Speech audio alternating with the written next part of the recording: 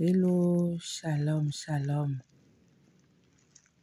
bien-aimé de Jésus-Christ de Nazareth, l'unique sauveur du monde, celui qui a donné sa vie pour nous. Amen. Bien-aimé, je voulais partager avec toi cette petite exhortation tirée du livre de Luc, le chapitre 15, du verset 11 au verset 20. Et je lis. Il dit encore, un homme avait 2 fils. Le plus jeune dit à son père, « Mon père, donne-moi la part de la fortune qui doit me revenir. » Et le père leur partagea son bien. Peu de jours après, le plus jeune fils rassembla tout ce qu'il avait et partit pour un pays lointain, où il dissipa sa fortune en vivant dans la débauche. Lorsqu'il eut tout dépensé, une grande famine survint dans ce pays et il commença à manquer de tout. Il se lia avec un des habitants du pays qui l'envoya dans ses champs faire paître les pourceaux. Excusez. Il aurait bien désiré se rassasier des caroubes que mangeaient les pourceaux, mais personne ne lui en donnait. Rentré en lui-même, il se dit, « Combien d'employés chez mon père ont du pain en abondance, et moi ici je péris à cause de la famine. Je me lèverai, j'irai vers mon père, et lui dirai, « Père, j'ai péché contre le ciel et envers toi. Je ne suis plus digne d'être appelé ton fils. Traite-moi comme l'un de tes employés. » Il se leva et alla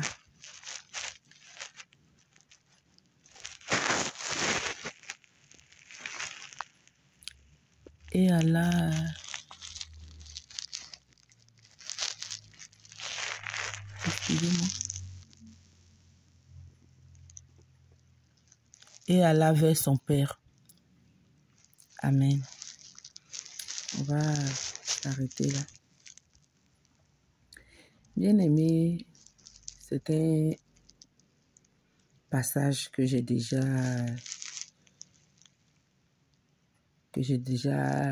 lu. C'est un passage sur lequel j'ai déjà fait une exhortation. Mais je reviens encore aujourd'hui partager avec toi cette exhortation. Vous savez, bien-aimé, le Seigneur m'a mis à cœur l'évangélisation. Et il y a longtemps que je me suis convertie. Il y a longtemps que j'ai donné ma vie à Jésus-Christ. Et pendant longtemps, j'ai fermé ma bouche. Je n'ai pas parlé de Jésus à ceux qui m'entouraient. Et je le regrette tellement parce que des personnes sont mortes sans que je ne leur ai dit que Jésus les aime. Et une fois à une prière, je suis allée à une prière et la révélation est sortie comme quoi je n'ai pas évangélisé. C'est pour ça qu'aujourd'hui, cela me tient à cœur. En plus, c'est une recommandation que le Seigneur nous a donnée à nous tous qui sommes chrétiens. Quelqu'un aussi m'a évangélisé. Quelqu'un m'a parlé de Jésus et je l'ai accepté. Si cette personne s'était tue, je n'allais pas peut-être connaître le Seigneur. Et je ne sais pas là où j'allais être. Je ne sais même pas si j'allais être en vie. Alors moi non plus, je ne veux plus me taire. C'est pourquoi je viens encore te parler ce soir. Je viens encore te parler de Jésus-Christ, le sauveur de l'humanité. Oui, Jésus-Christ est l'unique sauveur. Il est celui-là qui, par amour pour nous, a donné sa vie. Afin que quiconque croit en lui ne périsse point, mais qu'il ait la vie éternelle. Bien-aimé, aujourd'hui encore, on m'a annoncé le décès d'un membre de ma famille.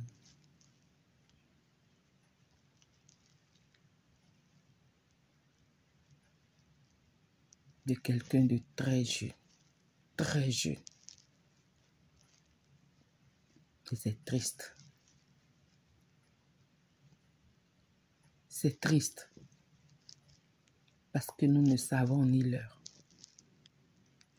Nous ne savons ni le jour.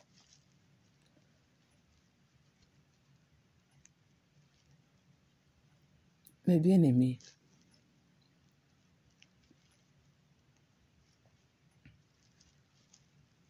nous allons tous y passer un jour. Comme je l'ai dit dans la vidéo précédente, on ne sait, c'est le jour, le moment qu'on ne connaît pas. Mais nous allons tous y passer un jour.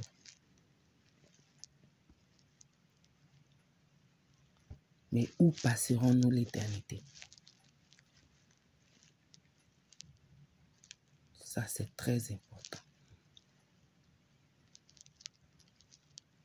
Bien-aimé, aujourd'hui, par rapport à cette exhortation, par rapport à ce passage-là, le Seigneur ouvre mes yeux sur le verset 17 qui dit « Rentrer en lui-même ». Rentrer en lui-même. Cet homme a commis une erreur. Il a demandé à son père de lui donner ses biens avant le temps. Un père ne donne son héritage, on va dire qu'au soir de sa vie, au moment où il est prêt peut-être à partir. Au moment où il sent sa mort. Mais cet enfant, ce fils-là a précipité les choses et il a demandé à son père de lui donner ce qui lui revenait. Il est allé le dilapider dans un pays lointain. Il lui est arrivé de manquer de tout. Il a manqué de nourriture, il manquait peut-être de vêtements, d'endroits où dormir, il a manqué de toutes ces choses-là. Il est allé encore chercher une solution en allant travailler pour quelqu'un.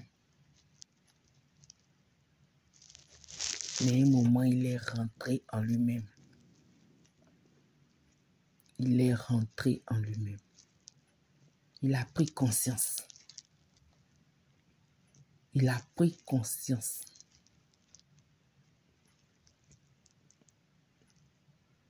qu'il avait mal agi. Oui, il avait mal agi. Mais il ne s'est pas arrêté là. Il ne s'est pas arrêté au stade de reconnaître son tort, reconnaître ses fautes, reconnaître son péché. Il ne s'est pas arrêté là. Il a dit, je me lèverai et j'irai. Je me lèverai et j'irai. Il a eu cette idée. Il ne s'est pas arrêté là non plus.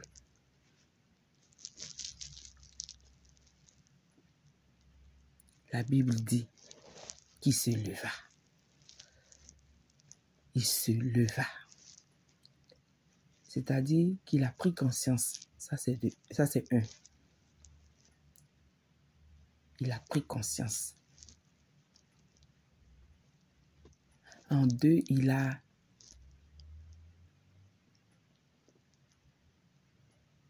eu en esprit ce qu'il devait faire. Il a pris une résolution, celle de se lever et d'aller. Il ne s'est pas non plus comment on dit ça? Il ne s'est pas non plus arrêté à la 2e étape. Il est allé à la 3e étape. Il s'est levé. Il a joint l'acte à la parole. Il s'est levé. Et il est allé. Et quand il est allé, il a été surpris. Parce que lui, il voulait que son père le traite comme l'un de ses serviteurs. Mais grande a été sa surprise de constater que son père était heureux. La Bible dit, si vous continuez la lecture de ce passage-là, la Bible dit que son père lui a mis une bague au doigt. Son père a tué le veau gras. Son père était content. Son père était content. C'est la même chose. Le Seigneur est content quand un de ses enfants revient à la maison. Bien-aimé, rentre en toi-même si tu ne connais pas encore Jésus-Christ, si tu ne l'as pas encore accepté. Rentre en toi-même. Ce n'est pas une histoire de groupe. Ce n'est pas une affaire de famille. Ce n'est pas une affaire de 2, 3 personnes. C'est chacun. C'est chacun face à son destin. Ne dis pas, moi je suis un enfant de pasteur. Moi, ma mère prie beaucoup. Moi, ma soeur prie beaucoup. Mais moi, mes parents, ils sont chrétiens. Le salut, il est personnel. Le salut est personnel. Alors, rentre en toi-même. Si tu ne connais pas encore le Seigneur, si tu ne lui as pas encore donné ta vie, rentre en toi-même pour reconnaître que tu es un pécheur. Pour reconnaître que jusque-là, ta vie sans Jésus-Christ n'était rien. Et prends la résolution de dire à partir de maintenant, il faut que ça change. Je veux donner ma vie au Seigneur.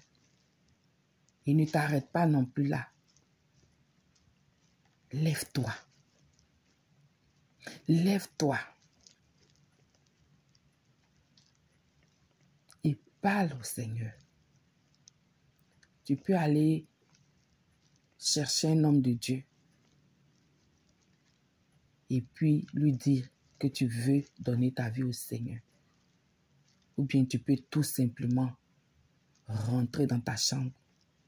Et Dieu qui ne fait acception de personne, Dieu qui ne rejette pas, mais qui est amour, t'accueillera comme cet homme a accueilli son fils qui était perdu et qui est retrouvé. Va dans ta chambre, va dans un lieu tranquille, dans un lieu où tu pourras être seul. Fléchis genoux et parle à Dieu, parle à Jésus-Christ. Dis-lui que tu reconnais que tu es pécheur, que tu as mal agi. Confesse-toi, confesse tout ce que tu as fait, tout ce dont tu as conscience. Confesse-le. Prends la résolution et dis au Seigneur, je veux t'appartenir. Dis à Jésus-Christ que tu reconnais qu'il est mort et qu'il est ressuscité pour te sauver. Et que le salut qu'il donne, tu le veux aujourd'hui. Bien-aimé, n'attends pas demain. N'attends pas plus tard. S'il te plaît. S'il te plaît. S'il te plaît, n'attends pas plus tard. Attends pas demain. Prends la décision là maintenant. Et pour Nous qui connaissons déjà le Seigneur, que le Saint-Esprit dans sa grâce nous donne chaque jour d'examiner nos vies, qui nous donne chaque jour de nous regarder dans le miroir qu'est la Bible, afin de voir l'état de notre vie, afin de pouvoir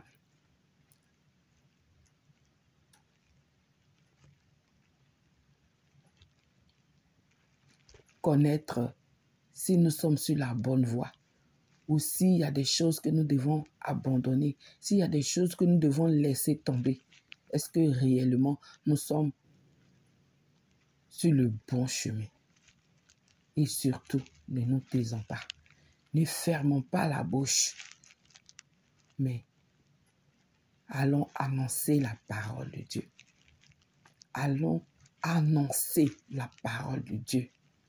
Jésus nous a donné cette recommandation. Il a dit, allez, faites de toutes les nations, des disciples. Bien-aimés, annonçons Jésus-Christ et que son règne vienne partout, partout, au nom de Jésus-Christ. Amen.